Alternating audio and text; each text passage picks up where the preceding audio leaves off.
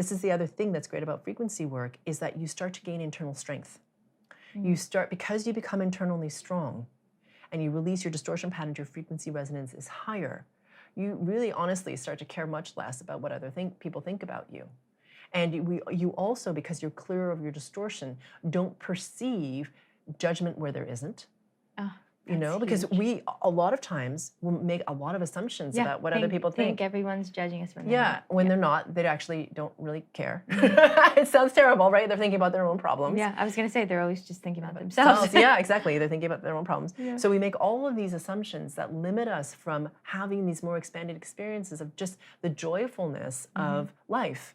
And, you know, it's like, does it matter that you're not a pitch perfect singer? I mean, you're not performing in front of stadiums of people, but yet we put that pressure on ourselves because we don't want to look foolish. We don't want to make a mistake. We don't want to, you know, fail in some way.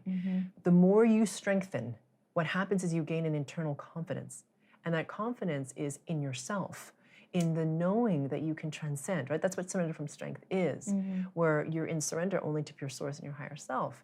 So in that, there's this implicit assumption that you know that you'll transcend in some way. Like, you'll figure it out. Like, you don't know what the answer is now, but that's okay. You'll figure it out as you go along, you know? And I think that, in part, is the power of frequency work that's not often spoken about, this internal strengthening. So you're like, well, I'm just going to give it a go. And how, because you're in surrender and more neutrality, you can then give it a go and adapt to whatever shows up. Right.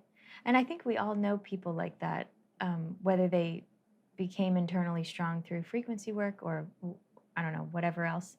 But there's that authenticity that when they make a mistake, whatever, when they do or don't, whatever, people like that. Like, my mom always said, nobody likes a perfect person. Yeah, no. Right? Yeah, like, you kind of secretly hate them. You want to be authentic. Yeah, totally. Make the mistakes and be authentic about it. And then it's beautiful. It's life.